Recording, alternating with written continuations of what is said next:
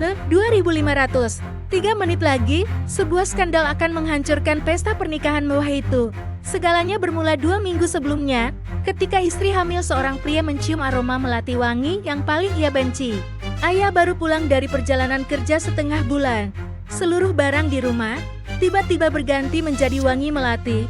Saat ia bertanya, suaminya, Xianjie, memberi alasan yang penuh celah tentang teman yang membawa pacar berkunjung. Ia tidak membongkar kebohongan itu, tetapi mengetahui kepercayaan mereka sudah retak. Ia meminta sahabatnya yang seorang pengacara menyelidiki, dan hasilnya lebih menyakitkan dari yang ia duga.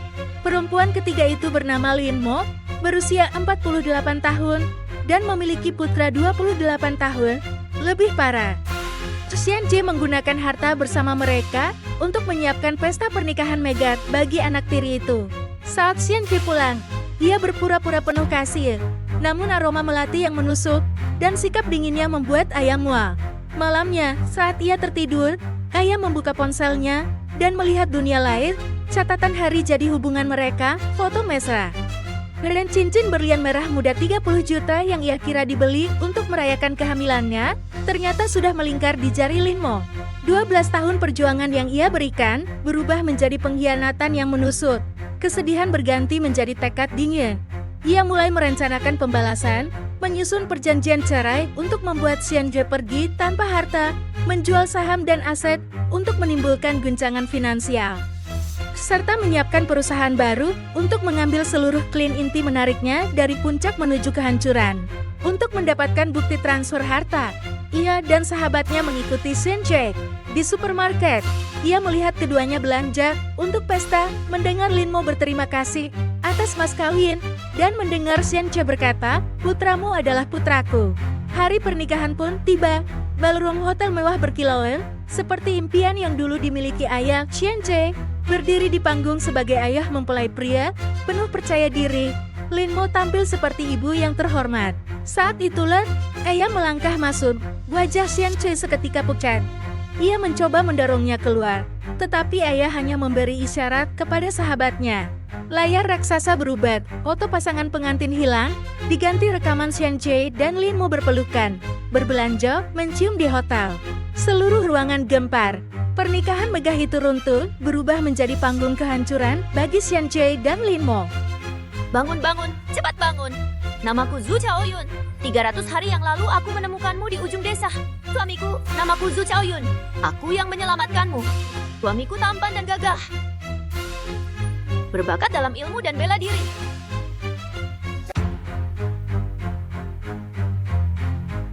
Salam hormat, Tuan keempat. Tuan keempat, sebentar lagi Anda akan kembali ke ibu kota.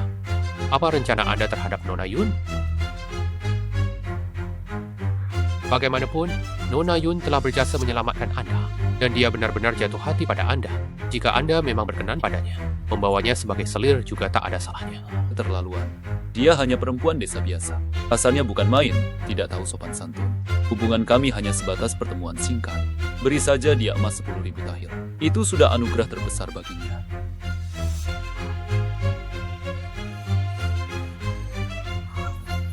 Hebat, emas 10.000 tahil. Akhirnya, aku dapat juga. Xiaoyun, apakah kali ini juga ada yang tergeletak di sana?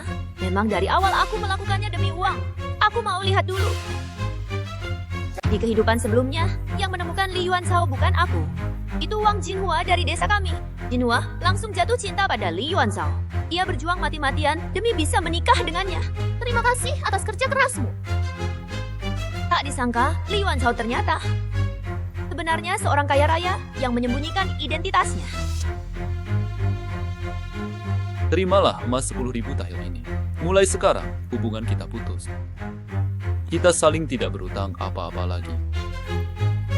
Aku tidak mau uang. Aku hanya mau suamiku. Aku hanya mau suamiku. Jinhua. Jinhua, bangunlah. Mana ada lelaki yang lebih bisa diandalkan dari emas? Terlebih lagi, kalau dia lelaki tak setia. Kamu tidak boleh berkata begitu tentang dia.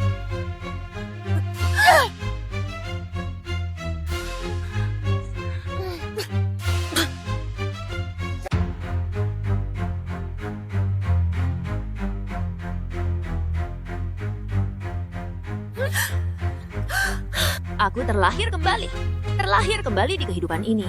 Kali ini, aku bergerak sebelum Jinhua. Menemukan Li Yuanzhao. Jiang Xia.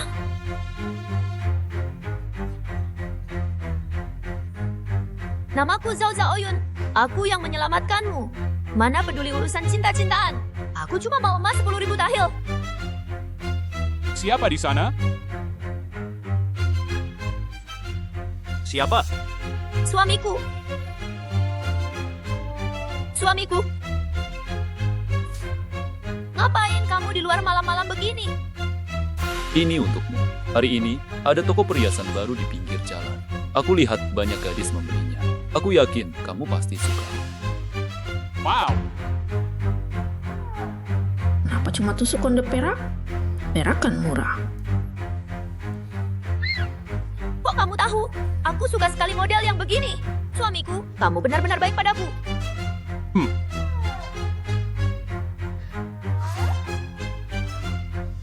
Haha. Aduh, selamat buat Tuan Kabupaten. Nikahi 17 selir. Hahaha, Tuan Kabupaten usianya sudah segitu. Gadis mana yang nasibnya sial begitu? Su Chaoyun, dasar gadis bodoh. Kenapa masih di sini? Tuan Kabupaten sudah datang. Cepat, pakai baju pengantinmu. Baju pengantin apa? Aku sudah menikah. Aku punya suami. Suami apaan? Itu cuma kumpul kebo tanpa berantara. Aku sudah carikan jodoh bagus buatmu. Jangan bilang aku, ibu tirimu, tidak memperlakukanmu dengan baik. Orang-orang, cepat ke sini. Lepaskan aku, lepaskan.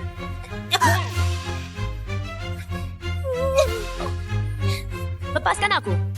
Aku lihat kakak, dia masih saja terus mengingatnya. Suami miskin yang dia pungut dari jalan. Tusuk konde di kepalanya. Pasti barang murah pemberian dia, kan?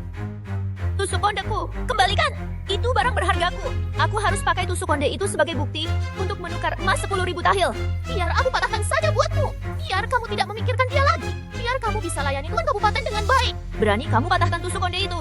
Aku sobek wajahmu. Lihat saja, berani atau tidak. berhenti.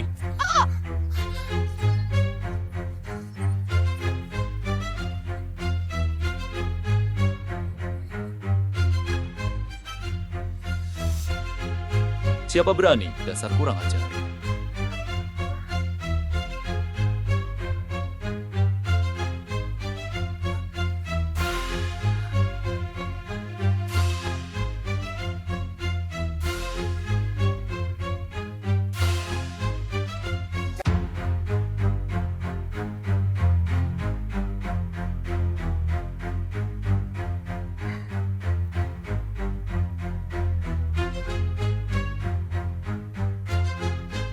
Jepit rambut yang kuberikan padanya pun berani kau sentuh.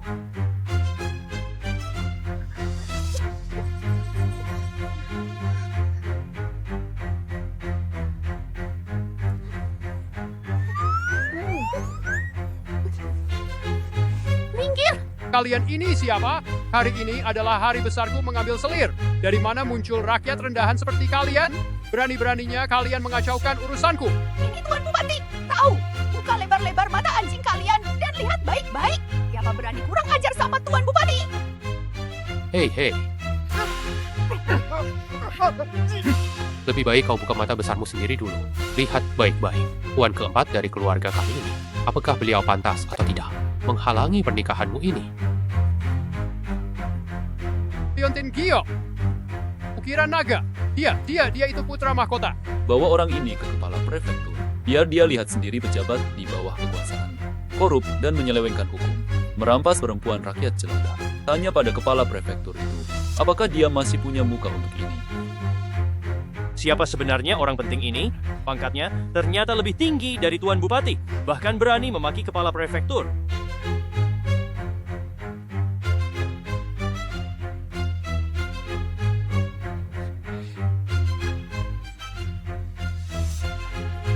Nona Zhu, Tuan keempat kami ada urusan penting. Beliau menyembunyikan jati diri. Di sini beliau berterima kasih atas kebaikan Nona. Jepit rambut ini, mohon Nona simpan baik-baik.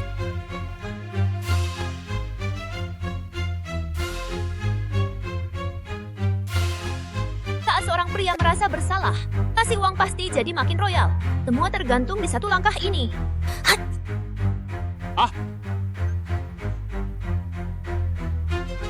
Suamiku!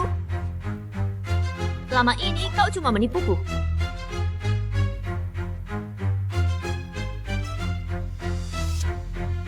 Beri Nyonya Zhou emas 10.000 tael.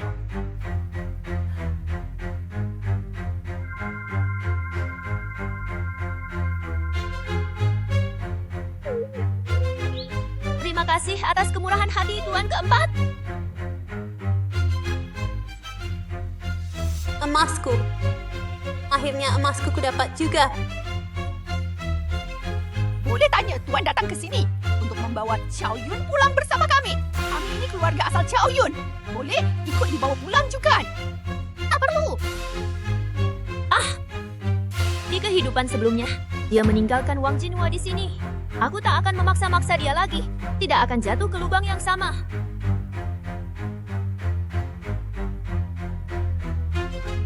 Aku cuma perempuan desa biasa.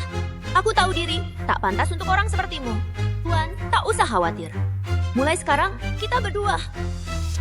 Seperti jepit rambut ini.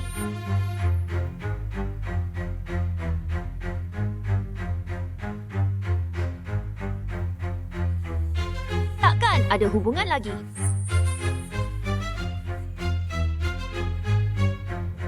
Dia bisa melepaskanku semudah itu. Bagaimana?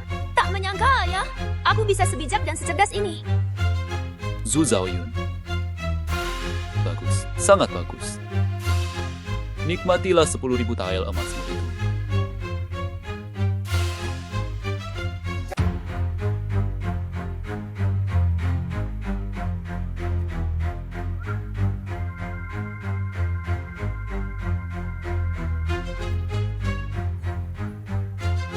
Ya, aku juga merasa ini sangat baik.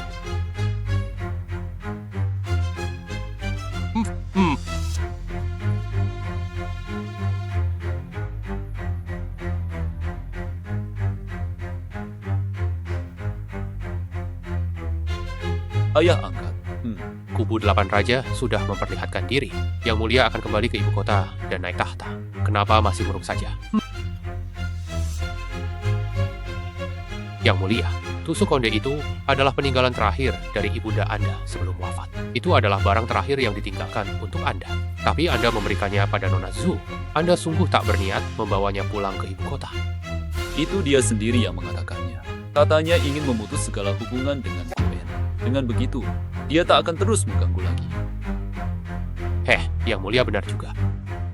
Namun hamba rasa, kadang-kadang saat melihat seseorang, tak bisa hanya dilihat dari apa yang diucapkannya. Yang terpenting, kita juga harus melihat apa yang sudah dia lakukan. Dari mana muncul lelaki kira ini? Enyah kau dari sini.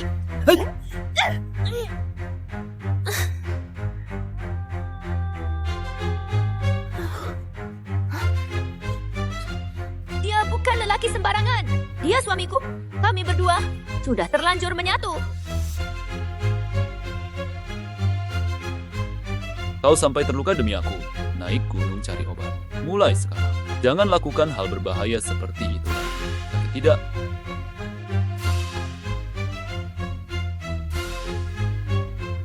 Harus dicium suami dulu, baru sembuh.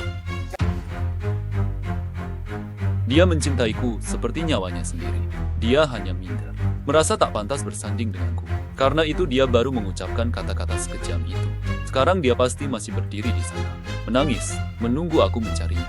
Ayo, putar balik dan cari dia. Ayo cepat, cepat, cepat. Putar balik.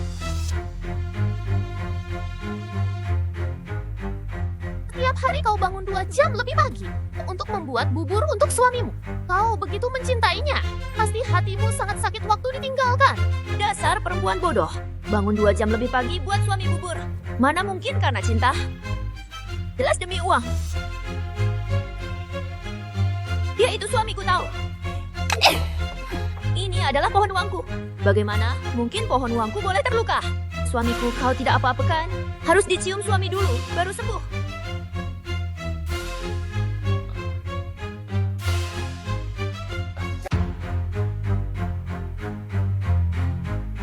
Dulu aku bersikap baik padanya demi bertumpuk-tumpuk emas. Setiap hari aku berkorban tenaga dan pikiran. Benar-benar cabah. Akhirnya semua yang kuinginkan tercapai juga, kau tahu.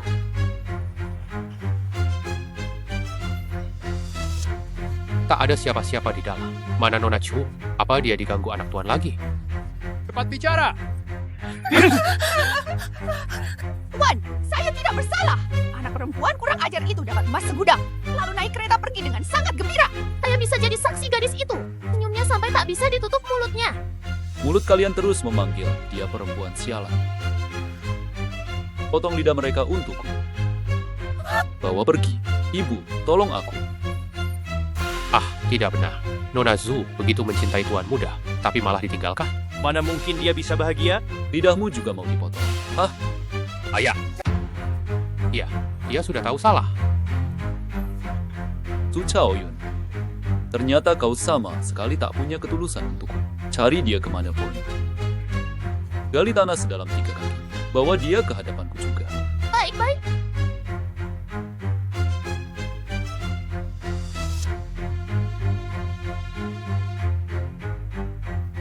Aku sangka kau tega sekali pada kecoa. Kalau begitu, kenapa kau ajak aku pergi? Kau memang sudah bunuh aku sampai mati. Tapi bagaimanapun juga, aku sudah merebut emasmu yang puluhan ribu tael itu. Iya, Jinhua, kita memang berjodoh. Emas ini ada bagianmu juga. Tenang saja, aku pasti akan buat hidupmu enak. Setiap hari kita makan enak, minum lezat. Uang perak buat mengusir masuk angin. Emas jadi bantal tidur. Apa gunanya semua itu? Harta tak ternilai mudah didapat. Tapi lelaki tulus itu yang langka. Kau benar-benar tak berubah sama sekali. Perempuan cinta uang itu adalah kebajikan. Perasaan pria ringan tak berbobot. Hanya emas yang berat terasa. Haha.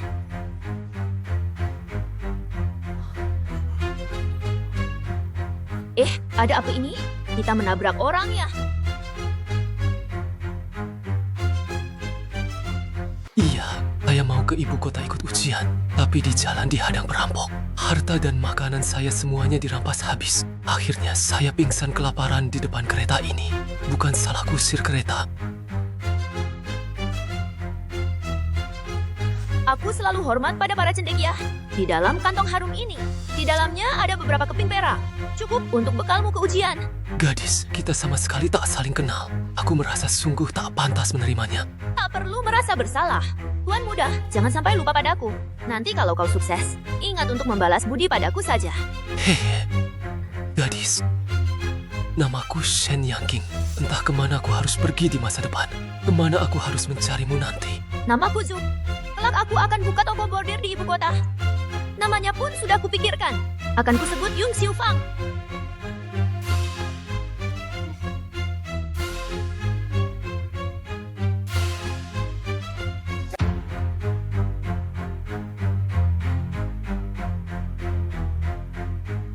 Bukankah kau paling suka uang?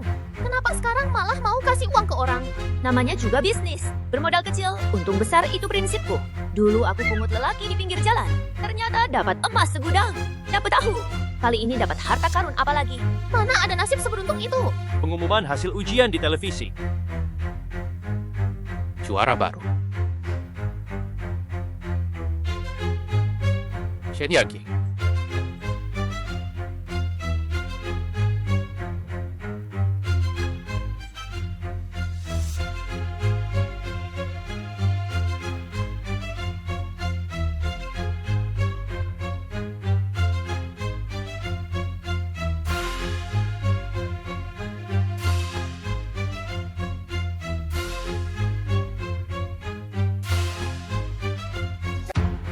Yang mulia.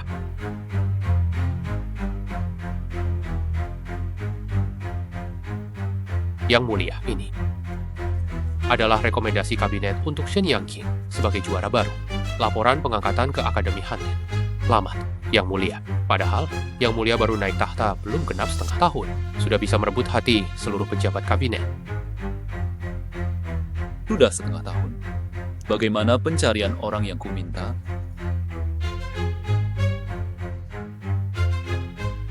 Mohon lapor, Yang Mulia. Pengawal bayangan sudah menyisir seluruh penjuru negeri. Semua perempuan bernama Zhu Chaoyun sudah dicari. Tapi, Nona Zhu seperti menghilang dari muka bumi. Sudah dicari kemana-mana, tetap saja tak ketemu. Apa pengawal bayanganku semua tak berguna? Yang mulia. Yang Mulia, mohon tenang. Kami akan terus mencari. Siap, Yang Mulia.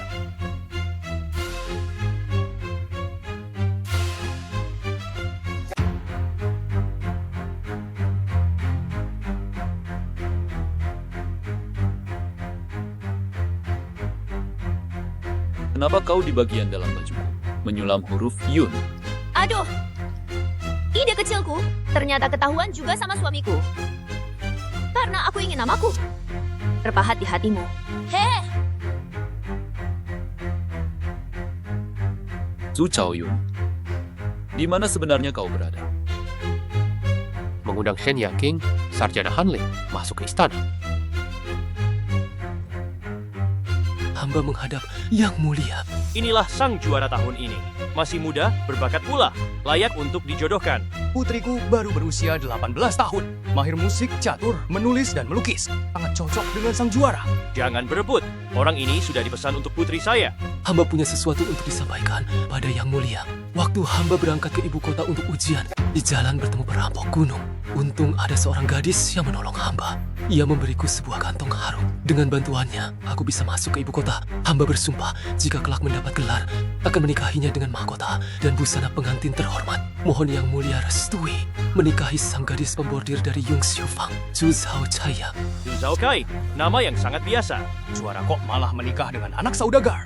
Menjatuhkan martabatnya sendiri. Benar-benar tak pantas. Sungguh keterlaluan. Zhu itu marga yang bagus. Sepengetahuan hamba, wanita bermarga Zhu semuanya berhati mulia dan lembut, bijak cerdas, dan berhati tulus. Pernikahan ini kuizinkan. Aku sendiri akan memberikan restu pernikahan. Terima kasih, Yang Mulia. restu pernikahan. Siapa yang setuju? Waktu kau menolongku dulu, bukankah kau bilang saat aku dapat gelar, harus membalas budi padamu? Jadi menurutmu, balasan terbaik untuk seorang wanita, yaitu memaksa dia menikah denganmu, menjadi pengurus rumah tanggamu, menyajikan teh dan air, melahirkan dan membesarkan anak-anak, mengganti nama dari Zhu Zhao Kai jadi Nyonya Shen. Tuan juara, aku ingin tanya, ini membalas budi atau balas dendam? Maafkan aku.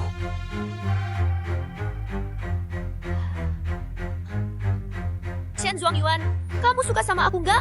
Aku sudah punya seseorang di hati. Terus kenapa kamu masih bikin aku susah? Tapi dia adalah seseorang yang gak akan pernah bisa aku dapatkan. Awalnya aku cuma mau balas budi ke Nona dengan cara ini. Setidaknya lebih baik daripada terlibat urusan istana. Menikah dengan para pejabat itu. Membangun kelompok dan bersekutu. Nggak nyangka ternyata aku salah paham soal maksudmu. Aduh, kamu ini. Cepat suruh Baginda tarik lagi di tahnya. Yang aku mau tuh bukan nikah. Aku mau kemewahan dan kekuasaan. Rezeki yang ngalir terus. Jadi kalian udah janjian sama si Zhuangyuan itu ya?